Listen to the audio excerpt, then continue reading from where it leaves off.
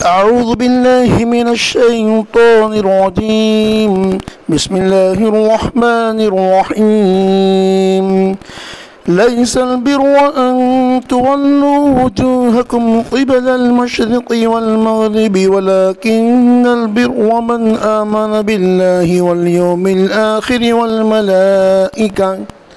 والملائكة والكتاب والنبيين وآتى المال على حبه ذوي القربى واليتامى والمساكين وابن السبيل والسائلين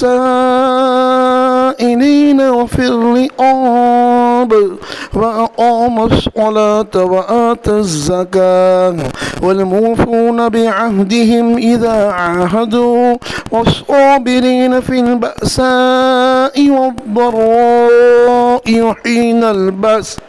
أولئك الذين صدقوا وأولئك هم المتقون صدق الله العظيم۔ سارا کمال اسی میں نہیں آ گیا کہ تم اپنا رخ اپنا منہ مشرق اور مغرب کی طرف کرو، لیکن اصلی کمال نیکی یہ ہے کہ تم اللہ کی ذات و صفات پر یقین رکھو۔ اسی طرح آخرت یعنی قیامت کے دن پر بھی فرشتوں پر بھی، فرشتے یعنی وہ مخلوق جو اللہ کی فرما بردار ہے، اللہ کے وہ نور سے بنے ہوئے بندے ہیں، گناہوں سے معصوم ہیں، کھانے پینے اور انسانی شہوات سے پاک ہے، اور سب آسمانی کتابوں پر بھی اور سب نبیوں پر بھی ایمان لاؤ۔ اور وہ شخص جو مال دیتا ہو اللہ کی محبت میں اپنے حاجت مند رشتہ داروں کو اور غریب یتیموں کو، یعنی جن بچوں کو اس کے باپ نے نابالغ ہونے کی حالت میں چھوڑ دیا، وہ انتقال کر گیا، اور دوسرے غریب محتاجوں کو بھی، مسافروں کو اور لاچاری میں سوال کرنے والوں کو اور قیدی اور غلاموں کی گردن چھڑانے میں بھی اپنے مال کو خرچ کرتا ہو، اور وہ شخص نماز کی پابندی بھی کرتا ہو اور مقرر طے شدہ زکوٰۃ بھی ادا کرتا ہو، اور جو لوگ کے ان عقائد اور اعمال کے ساتھ یہ اخلاق بھی رکھتے ہو کہ اپنے وعدوں کو پورا کرنے والے ہو، جب کسی جائز بات کے عہد و وعدہ کرے۔ ان صفات کو خاص کہوں گا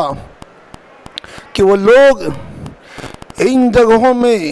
صبر یعنی مستقل مزاج رکھنے والا ہو، ایک تو تنگ دستی میں اور دوسرے بیماری میں، اور تیسرے کفار کے ساتھ معاہدہ میدان جنگ میں، کفار کے ساتھ میدان جنگ میں یعنی پریشان اور کم ہمت نہ ہو بلکہ جمے رہے۔ تو بس یہی لوگ جو سچائی اور کمال کے ساتھ موصوف ہے، اور یہی لوگ ہیں جو سچے اور متقی کہے جانے کے قابل ہیں۔ غرض اصلی مقاصد اور کمالات دین کے یہ ہیں کہ کسی سے منہ کرنا انہی اوپر بتائے ہوئے کمالات میں سے ایک خاص کمال ہے، یعنی قبلہ نماز کی شرطوں میں سے ایک شرط ہے، اور نماز کی خوبصورتی سے اس میں بھی خوبصورتی آ گئی، ورنہ اگر نماز نہ ہوتی تو کسی خاص سے منہ کرنا بھی عبادت نہ ہوتا۔ یہ پوری آیت کے خلاصہ تفسیر عرض کیا گیا، ترجمہ اور تھوڑی تھوڑی تفسیر۔ اور مزید آج کی شروع کی تفسیر یہ ہے، قبلہ پہلے بیت المقدس تھا، پھر بیت اللہ ہو گیا، تو مشرکین یہودی نصارہ نے اس بات پر اعتراض کیا اور اشکال کیا کرتے تھے، اس کے کئی جوابات اللہ تعالیٰ نے قرآن ہی میں دیے ہیں، اور یہ آخری جواب دیا ہے بات ختم کرنے کے لیے کہ دین صرف قبلے کی خاص کی جہت کا نام نہیں، اور دین میں صرف بحث کرنا یہی اصل نہیں ہے۔ اصل دین تو اتباع اور ان سب اعمال کا جس کا اوپر ذکر کیا گیا ہے، دین اس کا نام ہے۔ چاہے منہ کہیں بھی کرو، اللہ نے جو سم پہلے طے کی تھی اس وقت وہی دین اور وہی صحیح تھا۔ اب کعبہ کو متعین کیا ہے، سم بدل گئی ہے تو یہی صحیح اور یہی دین ہو گیا۔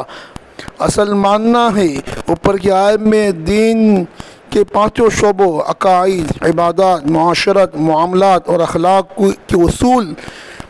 بیان کیے ہیں، ایک اصولی شکل مثال دے دے کر پیش کی ہیں۔ یہ دین کے احکام کی بڑی جامع آیت ہے۔ اس کے ہر جملے کی تفسیر آئندہ پیغام میں انشاءاللہ عرض کی جائے گی۔ سورہ بقرہ آیت نمبر 169، تفسیر معرف القرآن۔ اللہ اعلم بالصواب۔ عمران اسماعیل میمن، استاد دارالعلوم رامپورہ، سورت گجرات، انڈیا۔ السلام علیکم۔